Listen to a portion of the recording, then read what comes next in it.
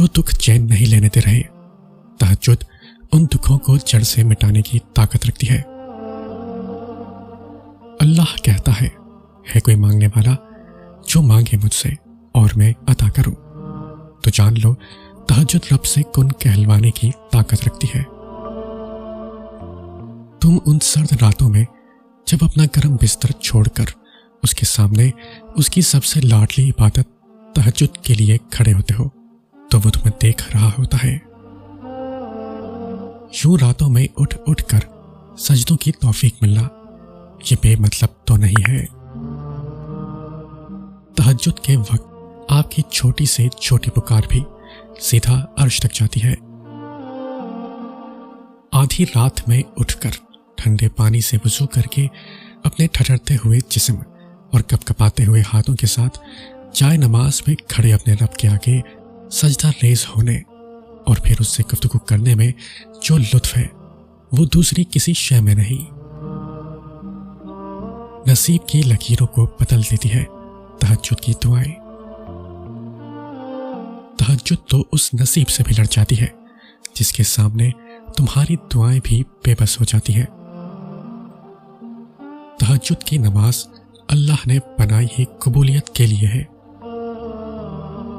کوئی دعا تمہیں تہجد تک لے گئی ہے تو جان لو تمہاری دعاؤں کی قبولیت ہو چکی ہے۔ تہجد میں مانگی گئی دعا ایسا تیر ہے جس کا نشانہ کبھی خطا نہیں ہوتا۔ تہجد وہ واحد نماز ہے جو مؤذن کی نہیں دل کی اذان پر پڑھی جاتی ہے۔ تہجد کی دعاؤں پر کن کی رحمت ہوتی ہے، اور تہجد سے یہ تعارف تمہارا بے وجہ تو نہیں ہو رہا، آخر کچھ تو ہے جو ممکن ہونا ہے۔ اگر درد رات بھر سونے نہیں دیتا تو جان لو وہ منتظر ہے تمہارا، ابھی بھی اس کو انتظار ہے تمہاری دعاؤں کا۔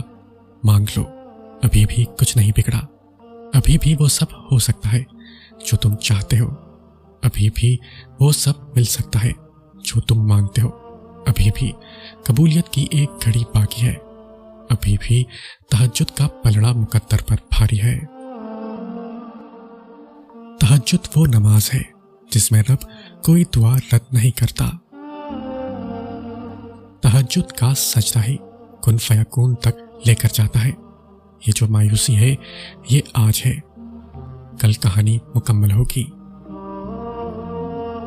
تہجد کی نماز اپنے اندر کچھ راز رکھتی ہے جسے صرف اللہ پاک سے محبت کرنے والے ہی جان پاتے ہیں۔ تہجد کے لیے تم خود نہیں جایا کرتے بلکہ تمہیں چن لیا جاتا ہے، اور جس کو اللہ چن لیتا ہے وہ اللہ کا بہت لاڈلا بندہ ہوتا ہے۔ اکیلے ہو، کوئی ساتھ نہیں دیتا تو جان لو تہجد رب سے ملوانے کی طاقت رکھتی ہے۔ وہ دکھ جو رات بھر سونے نہیں دیتے ان کی مرہم تہجد میں موجود ہے۔ تہجد کی نماز کے لیے جاگنا اللہ کی بے شمار نعمتوں میں سے ایک نعمت ہے۔ تہجد تمہارے لیے اللہ سے کن کی سفارش کرتی ہے۔ تہجد نصیب والوں کو نصیب ہوتی ہے اور نصیب کو چار چاند لگانے کی طاقت رکھتی ہے۔ تہجد کے لیے بلاوا فرش سے نہیں عرش سے آتا ہے۔ تہجد کا سجدہ اسے ہی نصیب ہوتا ہے جسے رب چاہتا ہے۔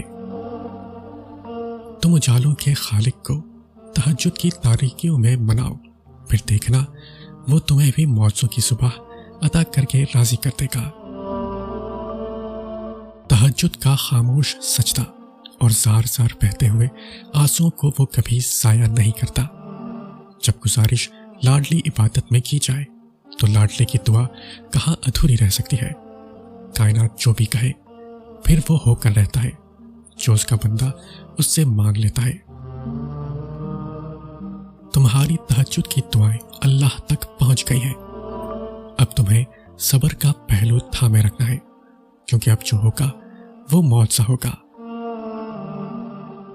تہجد کی سب سے بڑی طاقت یہ ہے کہ تہجد تمہارے دل کو اللہ کی طرف موڑ دیتی ہے، پھر انسان کی طرف نہیں جھکاتی، پھر اللہ سے ملاقات کی طلب سونے نہیں دیتی، پھر بس اللہ سے محبت ہو جاتی ہے، بے پناہ محبت۔